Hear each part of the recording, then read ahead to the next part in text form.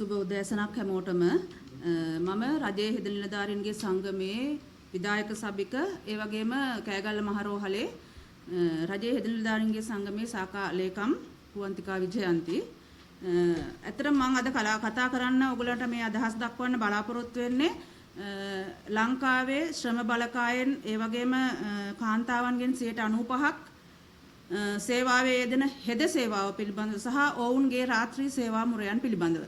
එතකොට රාත්‍රී සේවා මුරයන් වල යෙදෙන කාන්තාවන් 95%ක් ඉන්න මෙම සේවාවේ අපි ගත්තොත් දරුවන්ගේ අම්මලා ඒ වගේම මේ රටේ ඉන්න වැඩිහිටි පරපුරේ දරුවන් තමයි මේ සේවාවේ යෙදිලා ඉන්නේ. ඉතින් එතකොට ඒ කාන්තාවගේ මවගේ භූමිකාව නිවසෙන් ඉවත් කරලා අරගෙන තමයි අපි මේ හෙද සේවාව පවත්වාගෙන යන්නේ.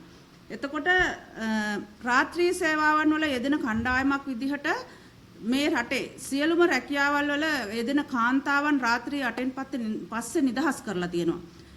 උදාහරණයක් විදිහට ගත්තොත් පොලිසියේ පවා රාත්‍රී සේවාවේ කාන්තාව යොදාගන්නේ නැහැ. නමුත් හෙද සේවාවේ 95%ක්ම සේවාවේ යෙදෙනවා රාත්‍රී සේවා මුරවල. අපි සාමාන්‍ය රාත්‍රී සේවා මුර මාසයකට 3ක් 6ක් විතර ප්‍රමාණයක් නිරත වෙනවා. ඒ වගේම තමයි හෙද හිගේ හින්දා අමතර සේවා මුර 5ක් 8ක් වගේ ප්‍රමාණයක නිරත වෙනවා. එතකොට එක හෙදියක් මාසයක් තුල රාත්‍රී සේවා මුර 10ක් 15ක් වගේ ප්‍රමාණයක නිරත වෙනවා. එතකොට ඒ කාන්තාවගේ පවුලට වෙන හානිය, දරුවන්ට වෙන හානිය කොතෙක්ද කියලා කවුරුත් ගණනය කරලා තියෙනවද? මම අහන්න කැමතියි ඒ ගැන.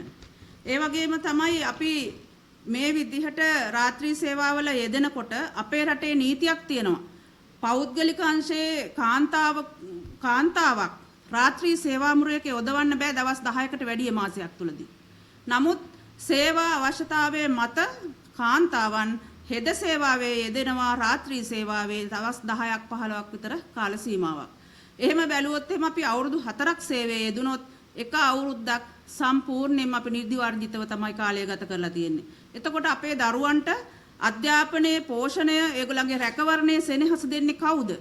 ඒ වගේ තමයි ඒ වගේ පවුල් ඇතුළත විශාල ගැටන ගොඩක් එක්ක තමයි මේ සේවාව කාන්තාවක් විදිහට මවක් විදිහට සහ හෙදියක් විදිහට අපි ලබා දෙන්නේ. ඇත්තටම අපි රාත්‍රී සේවාවේ යෙදෙනකොට අපිට පහවදාට ස්ලීපින් ඩේ එකක් කියලා එකක් දැන් ඇත්තටම නැහැ. ඒකව පවා නැති වෙලා ගිහිල්ලා තියෙනවා. මේ වෙනකොට අපි රාජකාරී කරන්නේ මානව සම්පතත් එක්කලා. නමුත් මේ අපේ රටේ තැපැල් දුම්රිය වගේ සේවාවන් වල පැයකට පැය එකහමාරක මුදල්, පැය දෙකක මුදල් රාත්‍රී සේවාවන් වලදී අති කාල දීමනාවලට එකතු කරලා ගෙවීම් සිදු කරනවා. නමුත් මානව සම්පත ආරක්ෂා කරන්න අපේ රටේ ඉදිරි පරම්පරාව සෞඛ්‍ය සම්පන්න කරන්න සේවාව සපයන හෙද සේවාවට මේ වෙනතෙක් එහෙම කිසිම සැලකීමක් ලැබිලා නැහැ. ඒ ගැන කියන්න බොහොම කනගාටුයි. ඇත්තටම පෞද්ගලික අංශය බැලුවොත් වෙනත් අංශ බැලුවොත් ඒගොල්ලන්ට රාත්‍රී සේවාවල් වල යොදා ගන්න ඕන නම් ඒගොල්ලන්ට කැම බීම, ප්‍රවාහනය, ආරක්ෂාව, ඉඳුම් හිටු මේ සියලුම පහසුකම් ලැබෙනවා. හෙදියට මොනවද ලැබිලා තියෙන්නේ? හෙදියට අඩුම ගානේ හවස 4ට සේවාවට පැමිණෙන ආරක්ෂිත ප්‍රවාහන සේවයක්වත් නැහැ. ඒ සියලු දේ හෙදිය විසින් සපයා ගත යුතු වෙනවා. එතකොට මේ දීලා තියෙන පඩියට අනුව අපිට ඒවට වියදම් කරාට පස්සේ අපේ දරුවන් වෙනුවෙන් වියදම් කරන්න අපිට සල්ලිකෝ. ඇත්තටම මේ වෙනකොට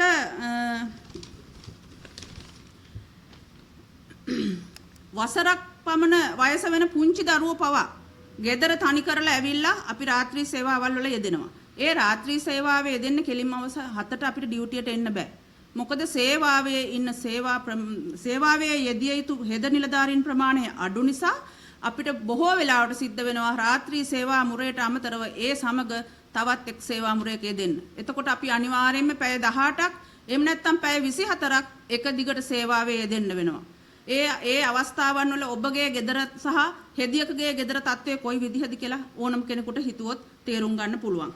ඒ වගේම තමයි අපිත් මේ රටේ සාමාන්‍ය ජනතාවගෙන් කොටසක්. එතකොට අපිටත් ඉන්නවා දෙමව්පියෝ. අපේ දෙමව්පියෝ වෙනුවෙන්, අපේ සහෝදරයෝ වෙනුවෙන්, අපේ සමාජය වෙනුවෙන් අපිට යුතුයකම් තියෙනවා ඉෂ්ට කරන්න. ඉතින් ඒ යුතුයකම් ඉෂ්ට කරන්න වෙලාවක් ඕ අපිට.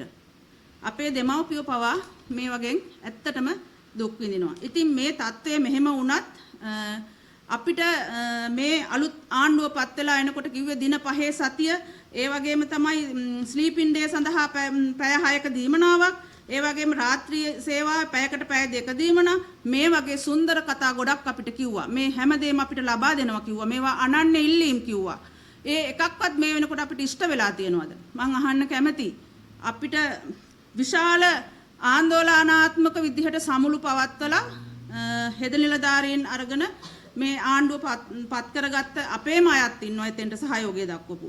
ඉතින් අපේ පඩියෙන්ම කොටසක් විතරක් අපිට ගෙවලා ලාභයක් ලබන ආණ්ඩුවෙන් මං ඉල්ලා සිටිනවා දැන් හරි අපිට ඒ අනන්‍ය වූ ඉල්ලීම් ටික ලබා දෙන්න කියලා.